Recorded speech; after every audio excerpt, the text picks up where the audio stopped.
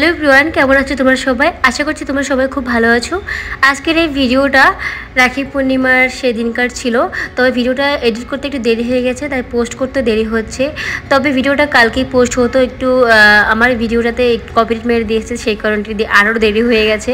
তোমরা যারা আমার আগে থেকে ভিডিও দেখো তারা কিন্তু খুব ভালো করে জানো, আমার যদিও ভাই নেই, তারপরেও এই রাখি পূর্ণিমার সেই দিনটা আমি কিন্তু পালন করি।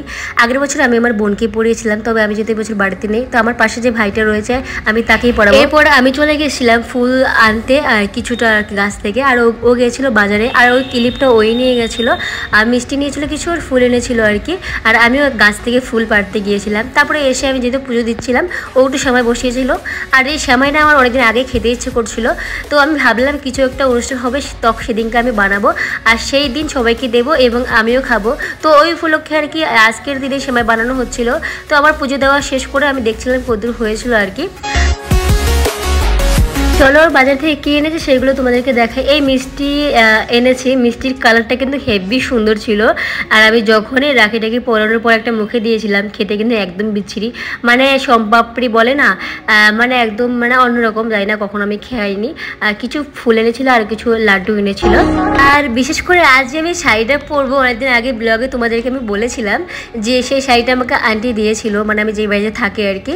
আমার শাড়িটা কিন্তু বেশ ভালো লেগেছে। আন্টি হয়তো আমার ভিডিওটা দেখবে কিন্তু কথাগুলো বুঝতে পারো না, কারণ আন্টি কিন্তু আবার বাংলা বোঝেও না, বলতেও পারে না, অনেক দিক্কত হয়ে যায়। যাই হোক, এই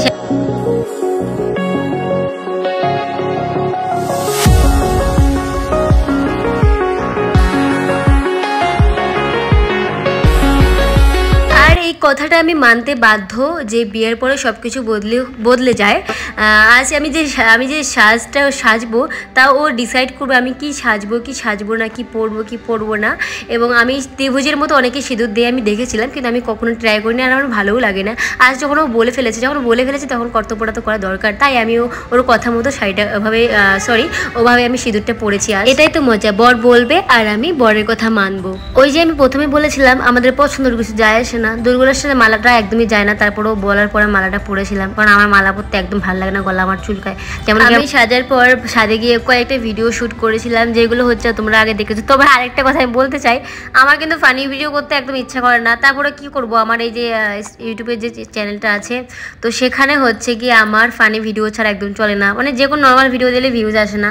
কি করবো বলো, তোমরা তো ফানি ভিডিও দেখতেই পছন্দ করো, এই জন্য আমার কিছু করারও থাকে না, সেগুলো আমাকে করতে হয়।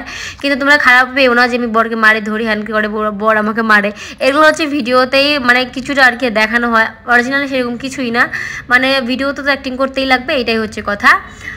দাদা একটা চলে এসছে আর কি, যদিও আমার কোনো নিজস্ব কোনো ভাই নেই, তারপর প্রতি বছরে কাউকে না কাউকে আমি পড়ে, আগের বছর যেহেতু কেউ ছিল না ওই জন্য আমি আমার বোনকে পড়িয়েছিলাম। তো এই বছর যখন আমি বাড়িতে নেই, তো সে কারণে আমার পাশে যে দাদাগুলো রয়েছেন তাদেরকে পড়াবো। সত্যি কথা বলতে আমি একদম মিস করতে চাই না, আমার দাদা নেই বলে আমি কাউকে পড়াবো না, এটা কি করে সম্ভব? ওদেরকে আমি 1 মাস ধরে বলেছিলাম তোমাদেরকে আমি রাখি পড়াবো, আজ পর্যন্ত আমার গিফটটা রেডি করতে পারিনি। সেদিনকে আমাকে খালি হাতে আমি রাখি পড়িয়েছিলাম, আর হচ্ছে গিয়ে ওর বন্ধুকে এবং ওর মাসির ছেলেকে আমি পড়িয়েছিলাম রাখি।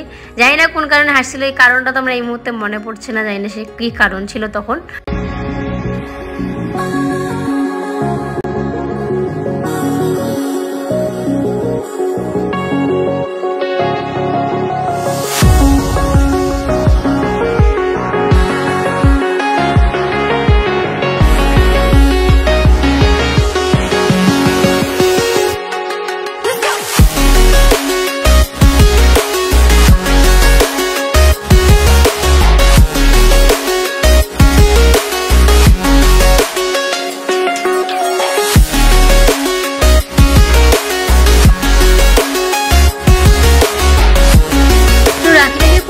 দাদাকে প্রণাম করলাম, আর আকাশকে বলছিলাম তুমি প্রণাম করো, তুমি তো আমার থেকে ছোটো, তুমি তোমাকে প্রণাম করতে পারো। আকাশ বলছে তুমি একটু পিছাও, আমি তোমাকে শুয়ে প্রণাম করবো।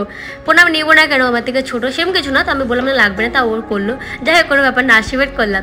তো আমি বলেছিলাম না, তো দাদাতে বলে যে যারা ছোটো হলো ছোটো, তারপরেও পড়াতে হয়, কিচ্ছু হয় না। তো আমি বারবার বললাম, তো যাই হোক তোর জন্য করছে, আমিও সঙ্গে সঙ্গে প্রণাম করলাম। আরেকটা প্রথমে দাদা আমাকে একটা রূপোর আংটি দিয়েছিল, কিন্তু খুবই সুন্দর। সত্যি কথা বলতে কখনো কেউ আমাকে গিফট দেয়নি, তো আমার গিফট জিনিসটা 1 টাকার হোক 2 টাকার হোক বা যত টাকারই হোক, ছোটো হলে ছোটো গিফট মানে আমার খুবই ভালো লাগে। তো দাদা আমাকে আংটি দিয়েছিল, আজ যখন তোমাদেরকে দেখাতে পারলাম, নেক্সট অবশ্যই তোমাদেরকে দেখাবো। আংটিটা আমাকে দিয়েছিল 11 তারিখে, তাই তোমাদেরকে পরের কোনো অন্য ভিডিও দেখাবো। আর আন্টি ফোন করে আমাকে বলছিল তুমি তখন বাড়িতে আছো, আমি তো ওখানে নেই, তো তুমি পুজোটা তুমি করে দাও। তো ওদের সামনে গেটের সামনে দিয়ে আর কি আমি মন্দিরে পুজো দিয়েছিলাম। আর সেরকম কোনো আজকে ভিডিও শ্যুট করা হয়নি, আমি এমনটা ক্লান্ত লাগছিলো, আমার ভালো লাগছিলো, মাথা ব্যথা করছিলো অনেক আগে থেকে, জানি না কেন আমার প্রচুর মাথা ব্যথা করে। আর ভিডিওটা এখানে শেষ করছি, সবাই ভালো থাকবে।